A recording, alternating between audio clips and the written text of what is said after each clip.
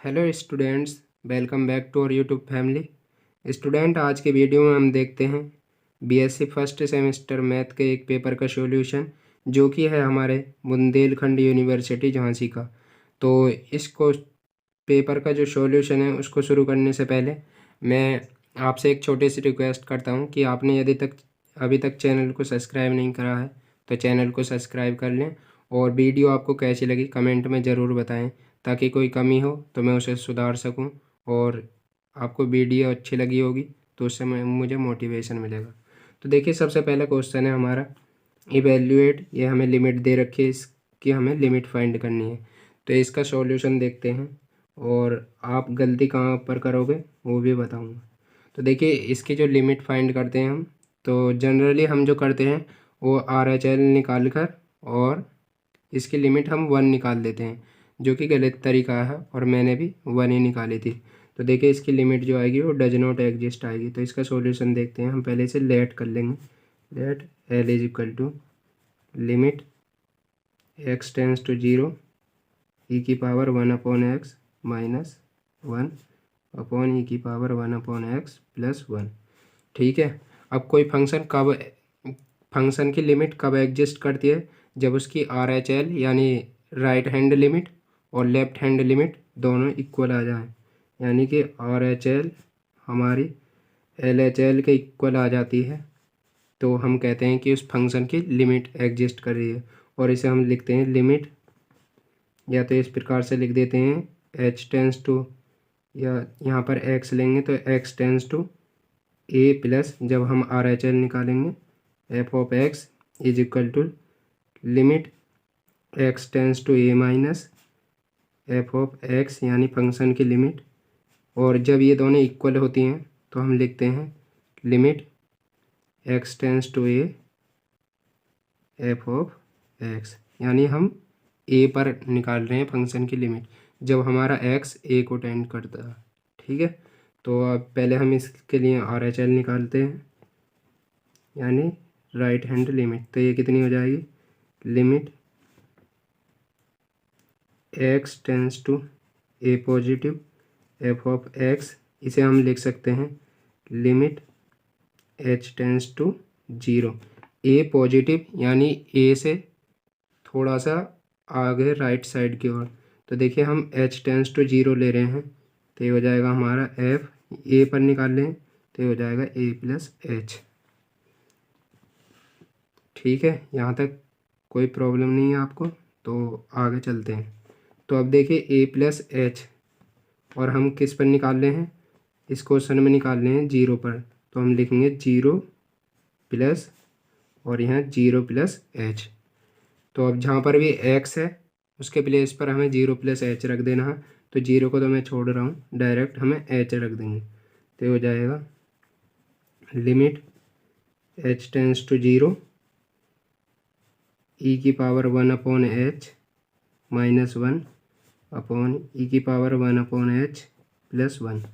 तो अब देखिए, यहाँ पर यदि हम डायरेक्ट एच सब्सटीट्यूट करते हैं तो ये 1 अपॉन एच ये बन जाएगा हमारा ई की power infinite minus 1 upon e की पावर इनफाइनाइट और प्लस 1। और आपको पता है ई की जो वैल्यू होती है वो 2 से तो ग्रेटर देन होती है और 3 से लेस देन होती है, यानी हम कहें तो 1 से बड़ी होती है। और जब हम 1 से बड़ी किसी संख्या का स्क्वायर करते हैं या जितनी पावर करते हैं, जैसे हम 2 की पावर 2 या 2 की पावर 3, तो ये ऐसी बड़ी होती जाएगी। और यदि हम 2 की पावर इनफाइनाइट कर दें तो ये इनफाइनाइट की ओर जाएगी। ठीक है। तो ई की पावर इनफाइनाइट जो होता है वो हमारा इनफाइनाइट होता है, और जबकि ई की power infinite is equal to infinite और ई की power minus infinite is equal to 0 होता है। ठीक है। तो इसी कॉन्सेप्ट का यूज करेंगे। तो यहाँ पर इनफाइनाइट बटे इनफाइनाइट हो रहा है, तो इस हमारा जो इंडिटर्मिनेंट फॉर्म बना रहा है वो कौन बना रहा है? ये बना रही है। ठीक है, ई की पावर 1 अपॉन एच। तो इसे हम यहाँ से कैंसिल करेंगे। तो कैसे कैंसिल करेंगे? Limit h tends to 0 e की पावर 1 अपॉन एच हम यहाँ से कॉमन कर लेंगे।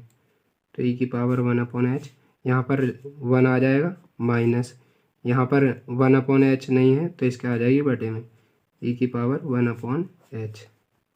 ऐसे ही यहाँ से ई की पावर 1/h, तो यहाँ तो बचेगा 1 और यहाँ 1/e की पावर 1/h। इससे ये कैंसिल हो जाएगा। अब यदि हम e की पावर 1/h यहाँ पर लिमिट रखें तो ये कितना हो जाएगा, लिमिट h टेंस टू 0, तो ये हो जाएगा 1 माइनस 1/0, 1/इनफाइनाइट हो जाएगा, क्योंकि e की पावर इनफाइनाइट ही होता है, अपॉन 1 प्लस इनफाइनाइट। ठीक है, 1/इनफाइनाइट आएगा ये। तो अब 1/इनफाइनाइट कितना होता है, 0।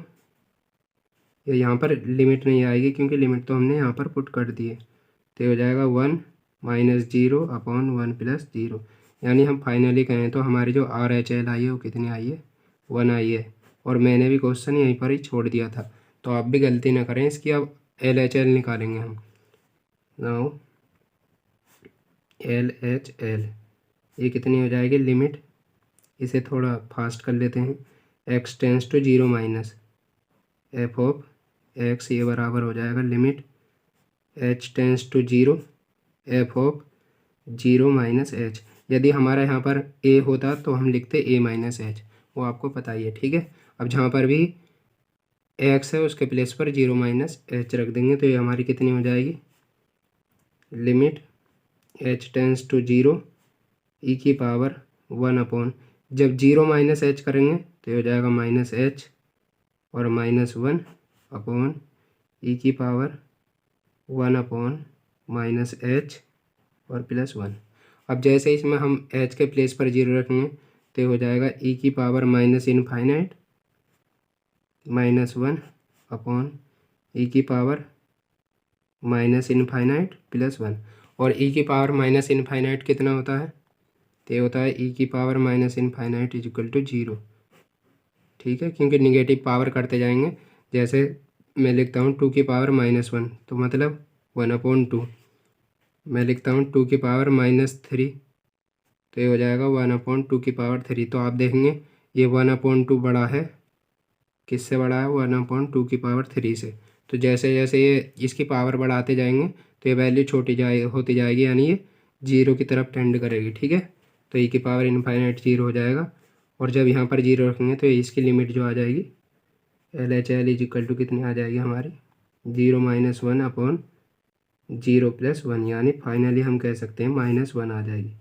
और आप यहाँ से देख सकते हो RHL हमारी 1 आई थी और LHL -1, तो हम लिखेंगे here RHL is not equal to LHL, so limit x tends to 0 पर ही फाइंड कर रहे थे ना हम, e की पावर 1/x -1/, e की power 1/x +1 does not exist. ठीक है, आपसे इतना भी क्वेश्चन आ सकता है प्रूव करवाने के लिए कि प्रूव दैट लिमिट इसकी डज नॉट एग्जिस्ट, तो यहाँ पर आप हेंस प्रूफ भी लिख सकते हैं। उसके बाद में नेक्स्ट क्वेश्चन देखते हैं। देखिए स्टूडेंट, उसके बाद में हमारा नेक्स्ट क्वेश्चन है, और क्वेश्चन है कि सो दैट हमें प्रूव करके दिखाना है कि x/1 + x, इसकी जो वैल्यू लेस देन होगी log 1 + x से, और इसकी इन दोनों की जो वैल्यू होगी वो लेस देन होगी x से, जहाँ हमारा x जो है कंडीशन दे रखी है for every x greater than 0। तो इसको जो हम प्रूव करेंगे तो हम लैग्रांज मीन वैल्यू थ्योरम का यूज करके करेंगे, जो कि जिसके स्टेटमेंट है कि हमारा जो फंक्शन है वो एक तो क्लोज इंटरवल, मान लीजिए मैं ए बी ले रहा हूँ तो उसमें कंटिन्यूस होना चाहिए, और ओपन इंटरवल में डिफरेंशिएबल होना चाहिए। और यदि ये दो कंडीशन सेटिस्फाई होगी तो उस फंक्शन के लिए एक ऐसा सी एग्जिस्ट करेगा जो कि ए और बी के बीच में लाई करेगा, जिसके लिए यानी जिस पॉइंट पर जो फंक्शन का डेरिवेटिव है वो ये होगा f(b) माइनस, यानी ये फंक्शन की जो अपर बाउंड है उस पर वैल्यू माइनस लोअर बाउंड पर value upon b minus a, यानी इस प्रकार हमारा c एग्जिस्ट करेगा। तो चलिए इसका सॉल्यूशन देखते हैं, उससे और ज़्यादा क्लियर हो जाएगा आपको। तो सॉल्यूशन ठीक है। हम यहाँ पर लिखेंगे एफ ऑफ एक्स, मान लेते हैं हमारा क्या है, बीच वाला log x log 1 plus x. ठीक है, बीच वाले को हमने उठा लिया है। अब उसके बाद में क्या करेंगे हम, here condition first f of x, यानी कि हमारा जो log 1 प्लस एक्स है is continuous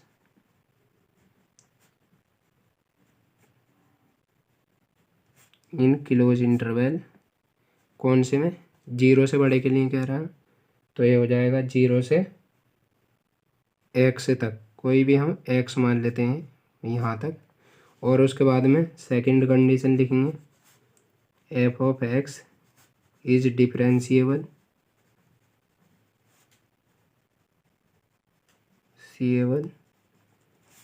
in open interval 0 से x में। यदि ये दो कंडीशन सेटिस्फाई होगी तो हम लिखेंगे देन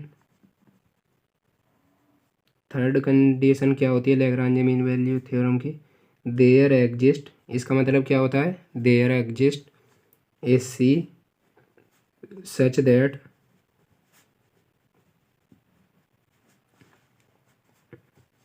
के एफ डैश सी जो है, यानी फंक्शन का जो डेरिवेटिव है, तो वो होगा f of b minus f of a upon b minus a. तो इस कंडीशन का हम यूज करते हैं। तो f of b minus f of ए,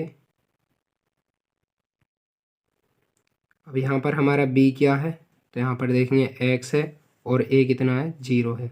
तो वैल्यू पुट करते हैं तो ये हो जाएगा F of x minus f of 0 upon x minus 0। ठीक है, अब रखते हैं फंक्शन में वैल्यू, तो ये हो जाएगा log 1 plus x minus log 1 plus 0 हो जाएगा, तो इसे log 1 ही रहने देते हैं, और अपॉन एक्स माइनस 0, तो ये तो यही रहेगा। और log 1 की वैल्यू 0 होती है, तो यहाँ से f dash c is equal to कितना हो जाएगा हमारा, log 1 plus x upon x.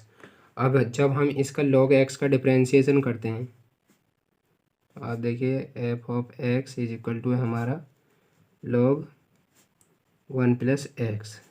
अब इसका डिफ्रेंशिएशन करेंगे विद रेस्पेक्ट टू एक्स, तो कितना हो जाएगा, log x का होता है 1 अपॉन एक्स, तो ये हो जाएगा। अब हम जो यहाँ पर निकाल लें वो सी पॉइंट पर निकाल लें, तो सी एफ डैश सी कितना हो जाएगा, 1 अपॉन 1 प्लस सी, यानी हम कह सकते हैं 1 अपॉन 1 प्लस सी जो होगा वो log 1 plus x upon x के होगा। ठीक है, इसको हम बंद कर देते हैं।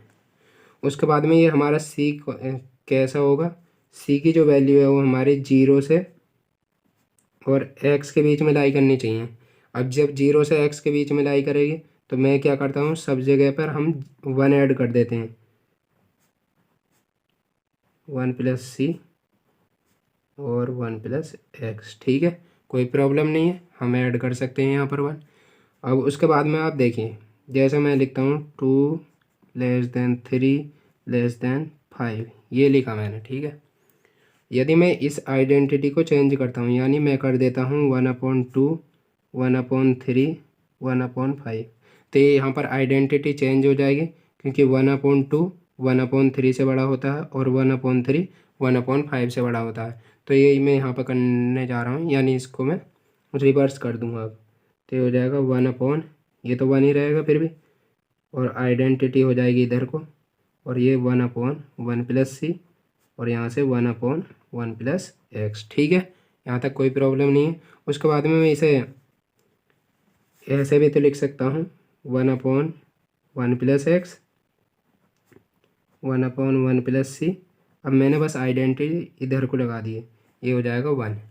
अब मैं 1/c जो है ये, यहाँ से आप देखेंगे ये किसकी वैल्यू है, ये log 1 plus x upon x की वैल्यू है, तो ये हो जाएगा 1/1 प्लस एक्स लेस देन हो जाएगा log 1 plus x upon x और लेस देन हो जाएगा 1। अब यहाँ पर देखिए हमें प्रूफ क्या करना था, तो प्रूफ में आप यहाँ पर देखेंगे हमें जो प्रूफ करना है वो केवल यहाँ log 1 प्लस एक्स लाना है। तो इसके लिए यहाँ से ये एक्स हटाना पड़ेगा हमें, तो मैं क्या करता हूँ एक्स से मल्टीप्लाई कर देता हूँ सभी जगह, तो ये हो जाएगा एक्स अपॉन 1 प्लस एक्स और यहाँ पर हो जाएगा log 1 प्लस एक्स और यहाँ पर हो जाएगा एक्स। और ये किसके लिए एप्लीकेबल है, for every x greater than 0। और यही क्या करना था हमें, प्रूव करना था, हेंस प्रूफ। ठीक है, उसके बाद में हम अपना नेक्स्ट क्वेश्चन देखते हैं। देखिए क्वेश्चन 3 है हमारा, हमें लिमिट की वैल्यू फाइंड करनी है 1 minus cos x upon x square. तो इसकी लिमिट देखिए हम दो तरीके से फाइंड कर सकते हैं। पहले तो इसमें हम चेक करेंगे कि ये कौन सी फॉर्म बननी है, तो आप देखेंगे जब हम x के प्लेस पर 0 रखेंगे तो हो जाएगा 1 माइनस कोस 0 अपॉन 0 का स्क्वायर, यानी ये 1 माइनस 1 हो जाएगा, यानी ये हमारी 0/0 फॉर्म बनी है। और यहाँ पर आप दो तरीके से इसकी लिमिट फाइंड कर सकते हैं। जब 0/0 फॉर्म बन रही है तो यहाँ पर हम एल हॉस्पिटल रूल भी लगा सकते हैं, और दूसरा हम कोस एक्स का जो एक्सपेंशन होता है, कोस एक्स क्या होता है, ये होता है 1 minus x square upon 2 factorial plus x की power 4 upon 4 factorial minus x की पावर 6 अपॉन 6 फैक्टोरियल। आप कॉस एक्स के प्लेस पर ये भी रख सकते हैं डायरेक्ट, तो यहाँ 1 से ये कैंसिल हो जाएगा। चलिए मैं करके ही दिखा देता हूँ। तो हम इसे एल के बराबर लेट कर लेंगे, तो ये हो जाएगा 1 माइनस, लिमिट लिखना ये ज़रूरी है, एक्स टेंस टू 0। और देखिए जब लिमिट का कोई भी क्वेश्चन आए तो हमें ये फॉर्म भी दिखानी ज़रूरी है, वरना आपके मार्क्स उड़ सकते हैं। तो 1 माइनस, अब कॉस एक्स के प्लेस पर हम रख देते हैं 1 minus x square upon 2 factorial plus x की पावर 4 अपॉन 4 फैक्टोरियल, और आगे ज़्यादा लिखने की ज़रूरत नहीं है, अपॉन एक्स स्क्वायर। अब आगे सॉल्व करेंगे, लिमिट एक्स टेंस टू 0। अब यहाँ से देखिए ये 1 प्लस का है और यहाँ पर 1 माइनस का है, तो ये कैंसिल हो जाएंगे, यानी ये इससे ये कैंसिल। अब ये माइनस एक्स स्क्वायर है और एक माइनस यहाँ से है, तो यानी अंदर वाले सभी के साइन चेंज हो जाएंगे, तो हो जाएगा x square upon 2 factorial minus x की पावर 4 अपॉन 4 फैक्टोरियल और प्लस एक्स की पावर 6 अपॉन 6 फैक्टोरियल, और ऐसे ही आगे टर्म आती जाएंगी अपॉन नीचे एक्स स्क्वायर। अभी आप यदि आप यहाँ पर लिमिट रख के देखते हैं एक्स के प्लेस पर, जैसे ही हम 0 को रखेंगे तो फिर से 0/0 फॉर्म बन जाएगी। तो अब 0/0 फॉर्म को हम कैसे कैंसिल कर सकते हैं, देखिए कौन 0 बना रहा है यहाँ से, यदि हम एक्स स्क्वायर कॉमन कर लें तो नीचे से भी एक्स स्क्वायर कैंसिल और ऊपर से भी, तो यानी ये हमारा कितना हो जाएगा, L is equal to limit x tends to 0, x square ऊपर से कॉमन कर लेते हैं तो ये बचेगा 1/2 फैक्टोरियल, और 2 फैक्टोरियल की वैल्यू भी 2 ही होती है, माइनस यहाँ से 2 पावर चली गई हैं तो ये हो जाएगा x square upon 4 factorial plus x की पावर यहाँ बचेंगी 4 अपॉन 6 फैक्टोरियल, और आगे टर्म ऐसी अपॉन एक्स स्क्वायर, इससे कैंसिल हो जाएगा। और अब आप एक्स जब 0 को टेंड करेगा तो आप हम यहाँ पर 0 रखेंगे जब एक्स के प्लेस पर, तो ये हमारी कितना आ जाएगा, 1/2 माइनस 0 प्लस 0, आगे वाले सभी टर्म 0 हो जाएंगी, केवल हमारी 1/2 बच जाएगी, यानी इसकी जो लिमिट आ जाएगी वो कितनी आ जाएगी, 1/2। और सेकंड तरीका ये है, यानी आप इसका डायरेक्ट डिफ्रेंशिएशन कर सकते हैं क्योंकि 0/0 फॉर्म बन रही है। तो देखिए हमें एक बार करेंगे तो 2x आएगा, दूसरी बार करेंगे तो, यानी दो बार जब डिफ्रेंशिएशन करेंगे, देखिए इसे भी देख लीजिए। चले 0/0 फॉर्म बनी है ना, लिमिट एक्स टेंस टू 0, आप लिख भी देंगे क्या, अप्लाइंग एल हॉस्पिटल रूल, तो 1 का तो हो जाएगा 0, और कॉस एक्स का होता है माइनस साइन एक्स, और माइनस ऑलरेडी है तो ये हो जाएगा साइन एक्स अपॉन 2x। फिर से आप लिमिट रखेंगे तो अगेन हमारी 0/0 फॉर्म बनेगी, क्योंकि साइन 0 की वैल्यू 0 और नीचे भी x है, तो ये फिर से 0/0। फिर से आप एल हॉस्पिटल रूल अप्लाई करेंगे तो ये हो जाएगा लिमिट एक्स टेंस टू 0, और साइन एक्स का करेंगे तो ये हो जाएगा कॉस एक्स अपॉन 2x का करेंगे तो ये हो जाएगा 2। और अब आप यहाँ पर x के प्लेस पर 0 पुट करके देखेंगे तो ये हो जाएगा, कॉस 0 की वैल्यू होती है 1, और ये अपॉन में 2 है तो ये ऐसे ही रहेगा, यानी 1/2 आ जाएगी इसकी लिमिट। उसके बाद में नेक्स्ट क्वेश्चन देखते हैं। तो नेक्स्ट जो क्वेश्चन है वो हमारा फोर्थ क्वेश्चन है। और फोर्थ क्वेश्चन क्या है, क्वेश्चन है, यह वीडियो पॉज करके मैं लिख लेता हूँ। देखिए फोर्थ क्वेश्चन हमारा ये है, if u is equal to sine inverse x plus y upon under root x plus under root y, तो हमें प्रूव करके दिखाना है कि जो वैल्यू है वो इतनी होगी। तो देखिए आप इसे डायरेक्ट भी कर सकते हैं इसका डिफ्रेंशिएशन करके, यानी मैं कहना चाह रहा हूँ यदि आप direct del u upon del x और del u upon del y find करें तो जब भी हो जाएगा, लेकिन हमारी एक यूलर्स थ्योरम है तो हम उस थ्योरम का यूज करके इसे आसानी से कर सकते हैं।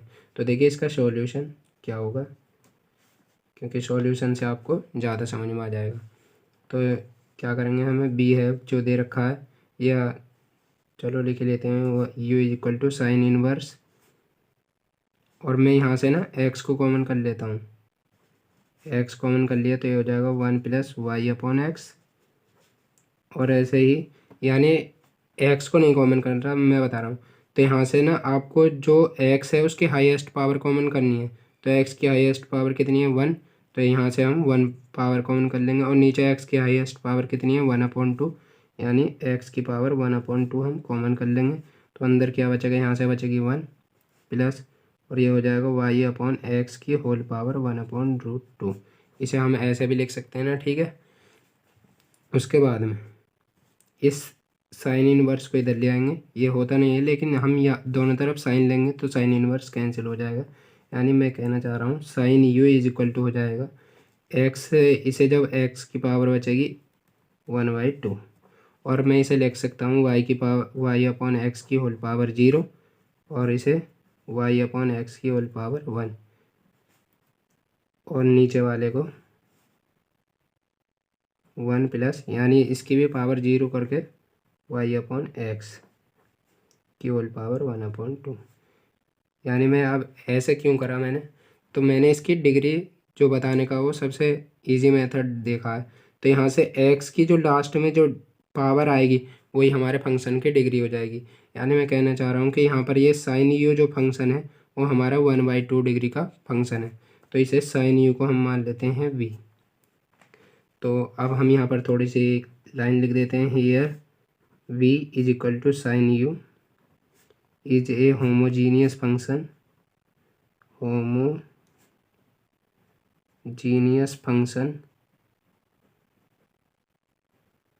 of डिग्री, कौन सी डिग्री का है, आप ऊपर से हाईएस्ट पावर देखेंगे 1 है, नीचे से हाईएस्ट पावर 1/2 है, यानी 1/2 डिग्री का हमारे होमोजीनियस फंक्शन है। हेंस बाय यूलर्स थ्योरम आप लिख लेना, क्या हो जाएगा यहाँ से x del v upon del x, क्योंकि हमारा वी फंक्शन है ना होमोजीनियस, ये हमारा ये तो था ही नहीं यू, तो इस plus y del v upon del y is equal to हो जाएगा एन यू होता है, यानी हमारा जो फॉर्मूला होता है x del u upon del x plus y del u upon del y is equal to होता है एन यू, जहाँ पर हमारा यू जो फंक्शन है वो nth डिग्री का होमोजीनियस फंक्शन होता है, और यहाँ पर n की जगह कितना है 1/2, और ये हो जाएगा v। अब v कितना है, साइन यू के बराबर है, तो साइन यू की वैल्यू पुट कर देंगे, तो हो जाएगा x del upon del x sine u plus y del upon del y sine u is equal to 1/2, और ये हो जाएगा साइन यू, ठीक है। उसके बाद में क्या करेंगे, हम साइन यू का डिफरेंशिएशन करेंगे, तो कॉस यू यहाँ पर भी आएगा और कॉस यू यहाँ पर भी आएगा, तो मैं कॉस यू को डायरेक्ट यहाँ से कर लेता हूँ कॉमन, तो अंदर बचेगा एक्स, उसके बाद में यू का करेंगे तो ये हो जाएगा del u upon del x plus y del u upon del y is equal to हो जाएगा 1/2 साइन यू।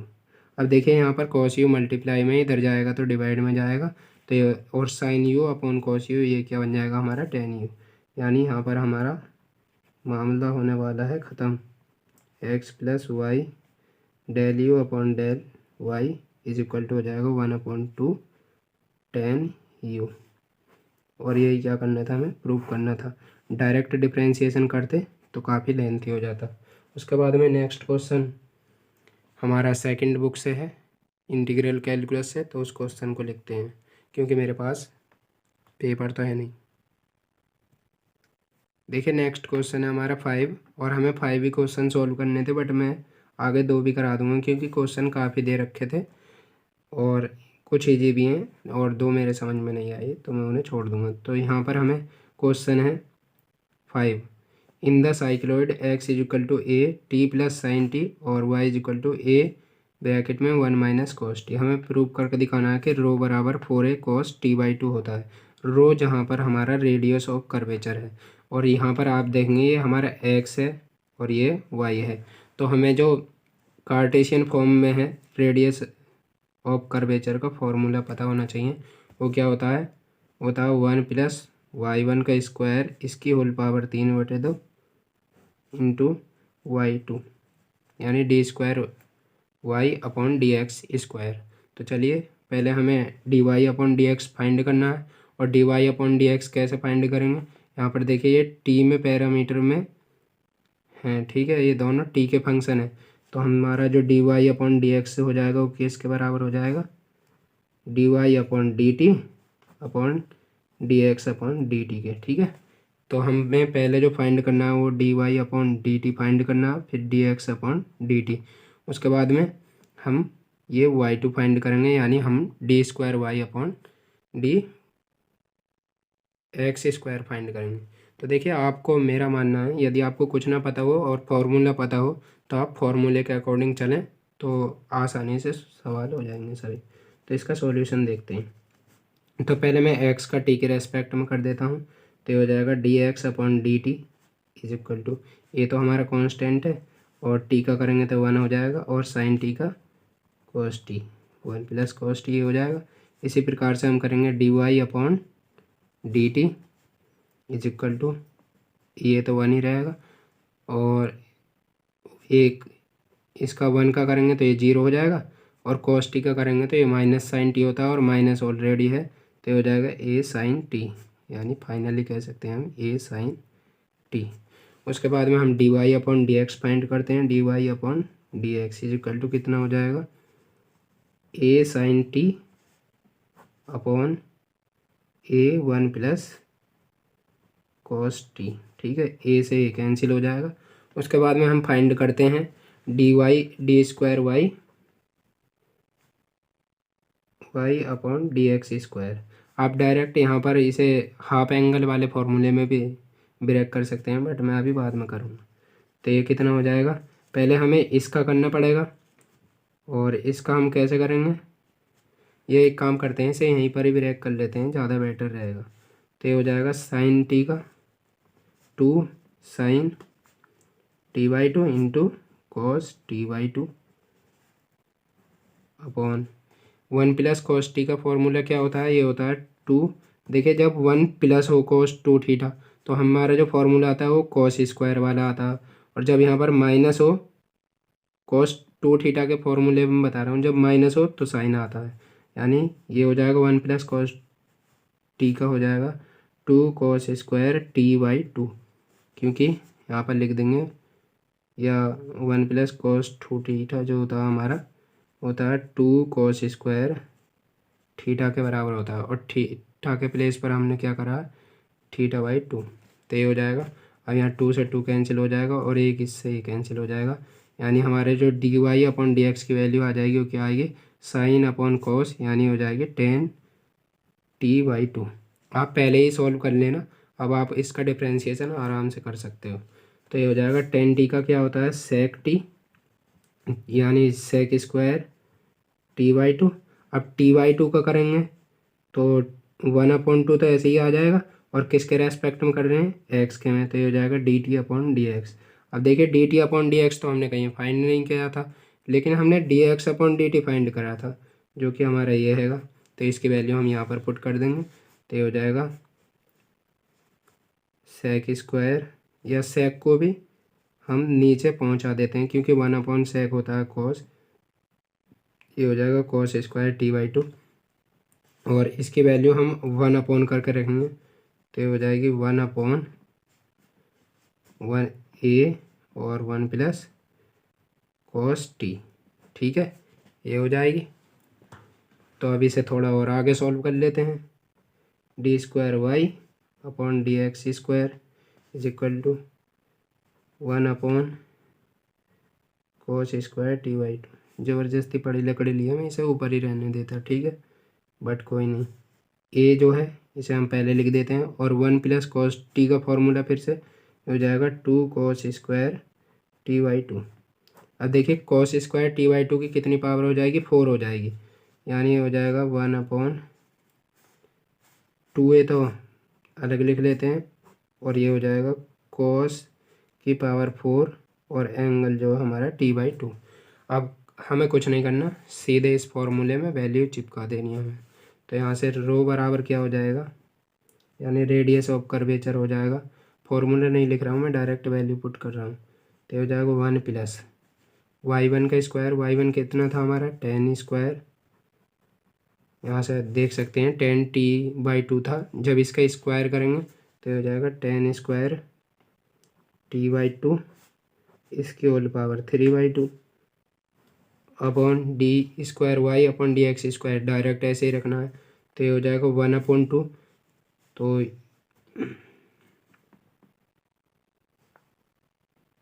1/2, तो ये 2 जाएगा ऊपर 2a, और ये cos भी ऊपर पहुंच जाएगा, cos की पावर 4 t/2। ठीक है, ये हो जाएगा, कोई दिक्कत तो नहीं, वैसे भी लाइव होती तो आप बताते भी। तो ये 1 प्लस 10 स्क्वायर, ये किसका फॉर्मूला होता है, 1 प्लस 10 स्क्वायर थीटा ही ले लेते हैं, तो ये होता है सेक स्क्वायर थीटा। और ऊपर आप देख रहे हैं 3/2 है, तो जब इसकी पावर 3/2 करेंगे तो यहाँ से निकल कर आएगा हमारा सेक की पावर 3। ठीक है, क्योंकि 1/2 से 1/2 कैंसिल हो जाएगा, तो यहाँ से हो जाएगा ये सेक की पावर 3 t/2 इंटू 2a जो है इस वाले को पहले रख लेते हैं, और ये हो जाएगा हमारा cos की पावर 4 t/2। अब यहाँ से देखिए, ये जो देखना नहीं है, सीधे रख ही देते हैं, इसे मैं लिख सकता हूँ cos की पावर 3 t/2, और ऊपर है cos की पावर 4 t/2। अब जब 4 में से 3 करेंगे तो यहाँ पर 1 पावर बचेगी, यानी हमारा जो रो जो आ जाएगा वो कितना आ जाएगा 2a cos t/2, और हमें प्रूफ क्या करना था 4a। ओहो, तो हमने मिस्टेक कहाँ कर दी, अभी चेक करते हैं। हाँ देखिए, हमने ये जो 2 है ये वाला छोड़ दिया था, तो ये हो जाएगा 1/2। ठीक है, अब इस वाले का जो 2 खोलेंगे तो ये भी आ जाएगा, ये 2 पहले से ही था, तो ये 2 इंटू इसे कर लेंगे हम 4a, तो यहाँ पर भी आ जाएगा 4a, और ये भी 4a, और ये भी 4a, और यहाँ से भी 4a cos t/2, यानी हमारा जो फाइनल रिजल्ट आएगा वो आएगा 4a cos t/2। ठीक है, ये हमारा फाइनल आंसर हो जाएगा, यानी ये हमारा हैंस प्रूफ हो जाएगा। उसके बाद में नेक्स्ट क्वेश्चन इंटीग्रेशन से है, तो क्वेश्चन लिख लेते हैं। देखिए स्टूडेंट, 6 क्वेश्चन जो है हमारा वो डबल इंटीग्रेशन से है, और यहाँ पर देखिए आप, ये हमारी कांस्टेंट जो लिमिट दे रखी है वो हमारी एक्स की दे रखी है, क्योंकि यहाँ पर एक्स तो ऑलरेडी आ रहा है, तो ये हमारी वाई की लिमिट है। ठीक है, ये y इज इक्वल टू 0 से y इज इक्वल टू इस तक है। तो हमें यहाँ से देखने से ये ए स्क्वायर वाला फॉर्मूला बनाना है, यानी हमें जो बनाना है, पहले सॉल्यूशन में हम सबसे पहले इसे मान लेंगे आई, मान लेंगे इस इंटीग्रेशन को। ठीक है, अब हमें देखने से पता चल रहा है ये जो है एक्स स्क्वायर वाला फॉर्मूला बनना है, यानी मेरे कहने का मतलब है ये बनना है a square plus x square integration. तो इसका फॉर्मूला क्या होता है 1/a tan इनवर्स, किसके रेस्पेक्ट में कर रहे हैं वो तो लिखा ही ना, dx, यानी एक्स के रेस्पेक्ट में, और प्लस सी। अब जब डेफिनेट इंटीग्रल है तो ये सी तो हमारा गायब हो जाएगा, तो यहाँ से आई इज इक्वल टू कितना होगा, पहले हमें यहाँ पर ए होना है। यदि आप बताइए 1/3 plus x square D x होता तो क्या मैं इस 3 को इस प्रकार से नहीं लिख सकता था, √3 का होल स्क्वायर, फिर से भी √ से स्क्वायर कैंसिल हो जाता है, एक्स स्क्वायर। तो यानी ए का जो काम करना है हमें ऐसे ही करना है, इस पर मैं √ लगा के और इसका स्क्वायर कर दूंगा, ठीक है।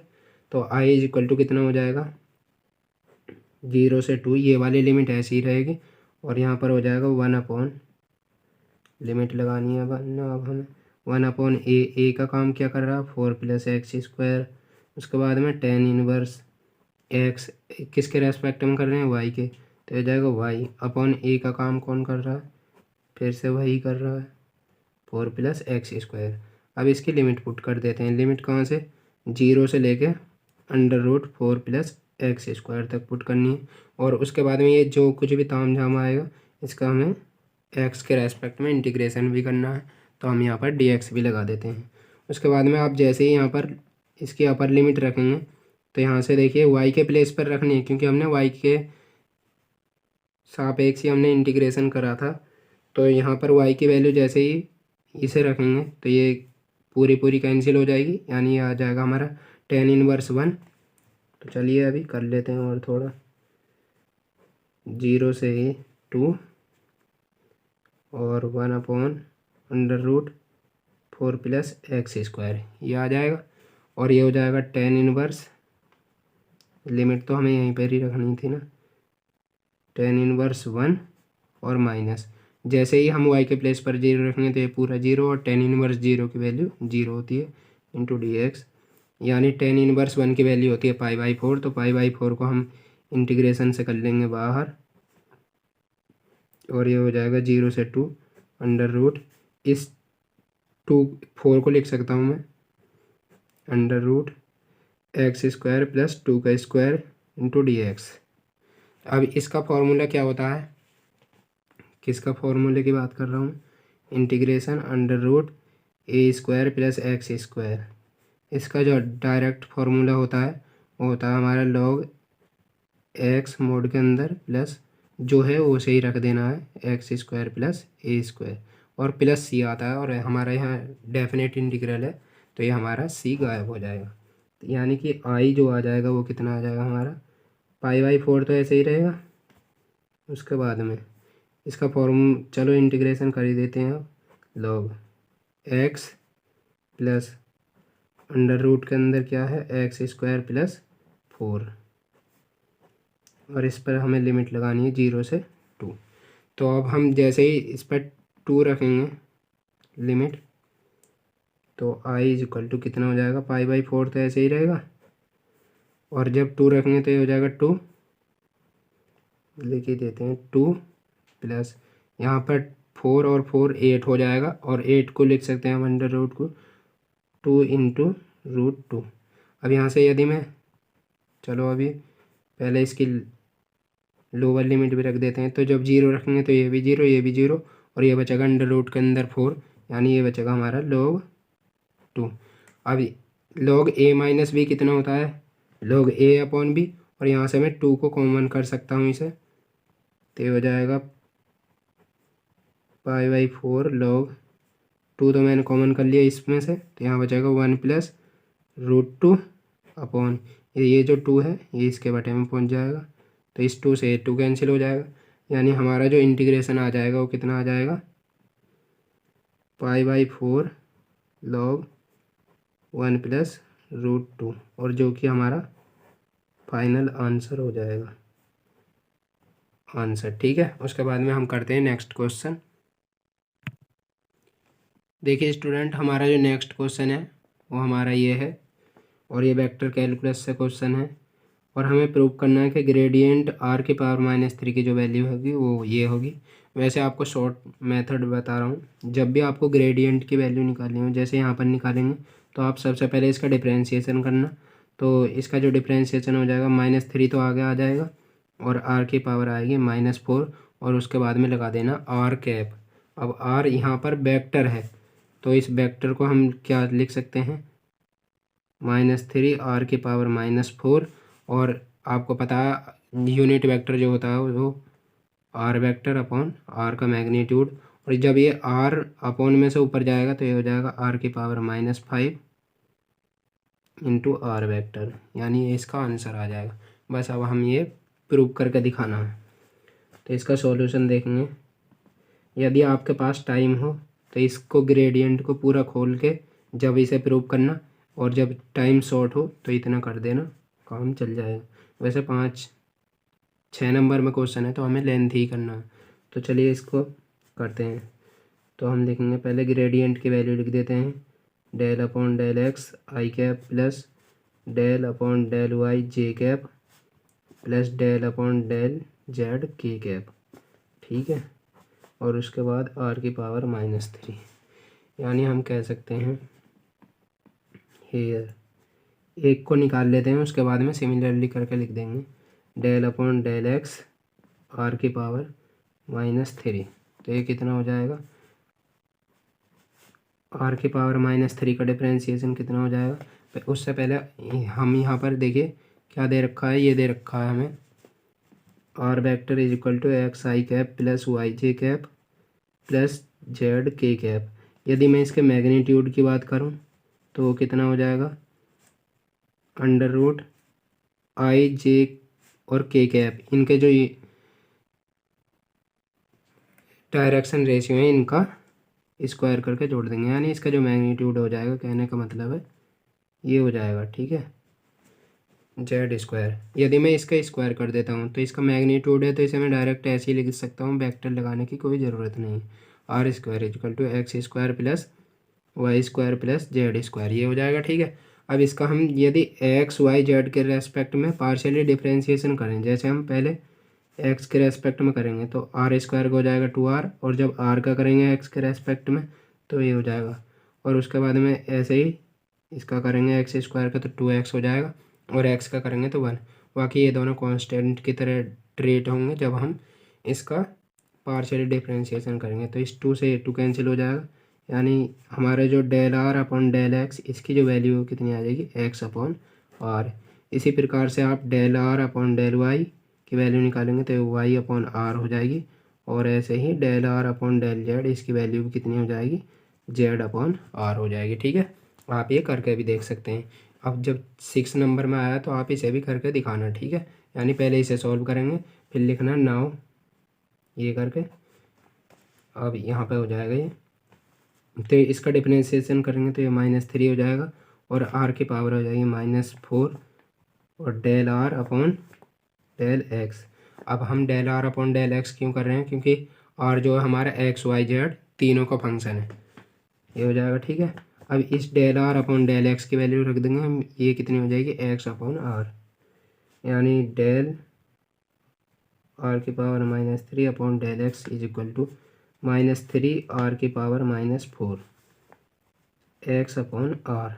अब ये पावर यहाँ पर ऊपर जाएगी तो माइनस की हो जाएगी, यानी del upon del x r की पावर -3 जो है वो कितना हो जाएगा हमारा, -3 आर की पावर -5 और एक्स आ जाएगा। आप यहाँ से अब लिख सकते हैं सिमिलरली, क्योंकि काफ़ी लेंथी हो जाएगा। अब del upon del y r की पावर -3। देखिए जब हमने एक्स के रेस्पेक्ट में कराया तो यहाँ पर केवल एक ही जगह एक्स आया, और ऐसे ही वाई के रेस्पेक्ट में करेंगे तो ये भी ऐसे ही आएगा, -3 आर की पावर -5 वाई। ठीक है, यहाँ पर कैप नहीं आएगा क्योंकि अभी हम कैप नहीं लगा रहे हैं। और ऐसे ही del upon del z r की पावर -3, ये भी कितना आ जाएगा, -3 आर की पावर -5 और जेड। नाउ अब हम इसको ऐड कर देंगे, सो डेल आर अपॉन, इसके यहाँ पर एक बार मल्टीप्लाई और कर देते ना हम, तो ज़्यादा बेटर रहता, -3 upon del x i cap plus del r की power -3 upon del y j cap plus del upon del z r की पावर -3 के कैप।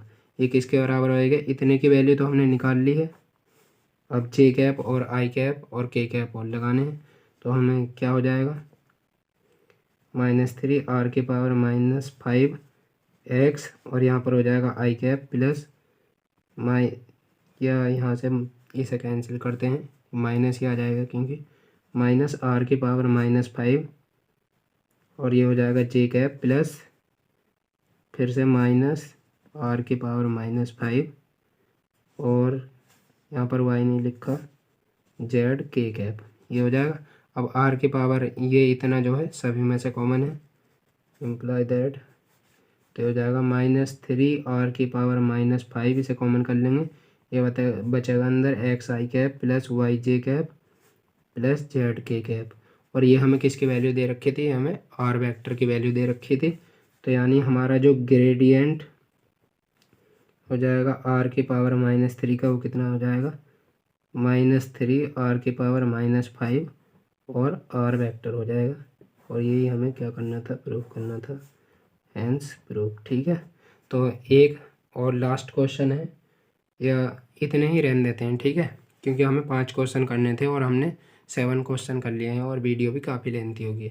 तो आपको वीडियो जैसी भी लगी हो कमेंट में ज़रूर बताएं, तब तक और नेक्स्ट वीडियो के लिए आप वेट करें। यदि आपको कोई भी क्वेश्चन है तो आप टेलीग्राम का ग्रुप बना हुआ है, वहाँ पर सेंड कर सकते हैं, और जैसे ही मुझे टाइम मिलता है तो मैं उसका सॉल्यूशन भेज दूंगा, या आप में से भी कोई उसका सॉल्यूशन करके दे सकते हैं। तो मिलते हैं फिर नेक्स्ट वीडियो में, तब तक के लिए टेक केयर, बाय बाय, जय हिंद, जय भारत।